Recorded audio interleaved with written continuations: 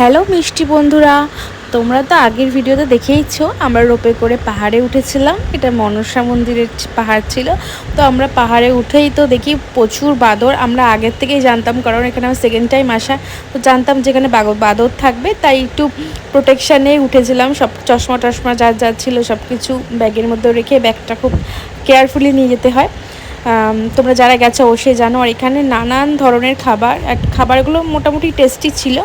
আর এখানে ওরা তো জোরাজুরি করছিল যে এখানে আমাদের দোকানে এসো, আমাদের দোকানের সার্ভিস নাও। তো আমরা একটা দোকানে গেলাম, আমাদের যে ট্যুরিস্ট ছিল সেই একটা দোকানে নিয়ে গেছিলো। তারপরে এখানে আমি একটা শর্ট শেয়ার করেছি। হনুমান বাদরগুলো সবার কাছ থেকে খাবার কেড়ে নেয়। তো এখানেও দেখো মিষ্টির প্যাকেট একজনের কাছ থেকে কেড়ে নিয়েছে।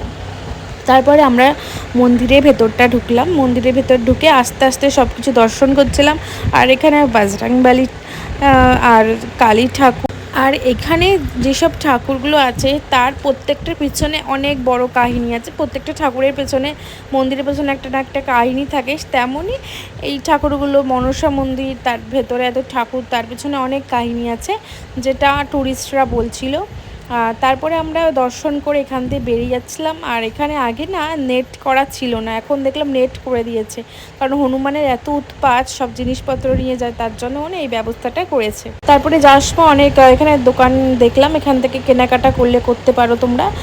আমি তেমন কিছু একটা কিনিনি, মানে কেনার টাইমই পাইনি, দেখার টাইমই পাইনি বলতে গেলে। এত কিছু দেখার বাকি ছিল মন্দির।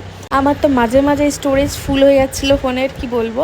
তো এখানে ব্যাগ চেকিং করলো, আমরা যে ঢুকেছিলাম, এন্ট্রি করেছিলাম, এবার যখন বেরোবো তাই আবার চেকিং করলো সব কিছু। অল টাইম এখানে চেকিং, বেশ ভালোই লাগে আমার চেকিং বেশ কেউ। তারপরে আসার সময় আমরা এখানে একটা ফটো তুললাম, যেটা লাস্টে আমি অ্যাটাচ করে দেবো ভিডিওর শেষে।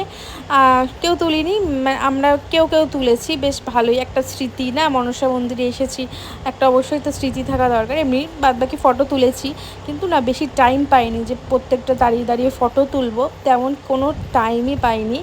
এতটাই এক্সাইটেড হয়ে গেছি ভিডিওটুকুই। আমি তো কোনো ফ্যাশনই দিতে পারিনি, আমার কান চাপা ছিল, কারণ আমার কানে টনসিল হয়ে গেছিলো, এত ঠান্ডা ছিল। তো যাই হোক, ভিডিওটা এই পর্যন্তই থাকলো। কেমন লাগলো জানিও। টাটা।